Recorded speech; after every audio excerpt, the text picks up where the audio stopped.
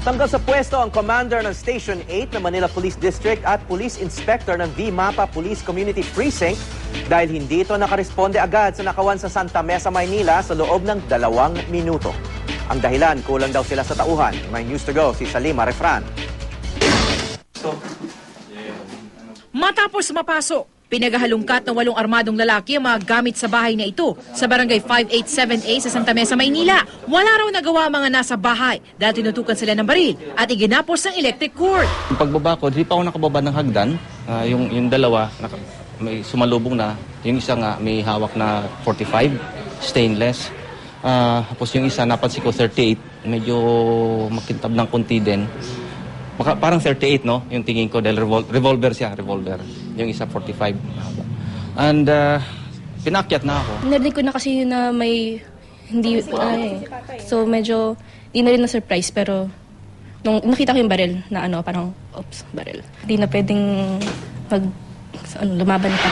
Mahigit 100,000 piso raw ang halaga ng mga gamit na tatangay sa bahay. Kabilang ang 2 laptop, cellphone, 2 camera at lens at mga alahas. Nang makawala sa pagkakatali, agad dumulog ang mga biktima sa kalapit lang na MPD Station 8. Kinuha na ng blatter. Tapos, sir, wala kasi kami investigador.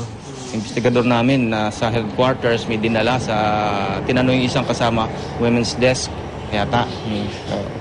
Yun ang pagkadinig ko, women's desk. So, walang investigador. So, naramdaman ko na kaagad na walang pupunta sa bahay. Tumanggi magpa-unlock ng panayam ang mga pulis sa Presinto 8 ng aming puntahan. Pero sabi nila, kulang daw ang tauhan nila, lalo na sa gabi. Katwirang hindi matanggap ni NCR Police Chief Leonardo Espina. Lalo't niutos niyang dapat makaresponde ang mga pulis sa krimen sa loob lang ng 2 minuto. Di po pwede yun. Hindi rason yun.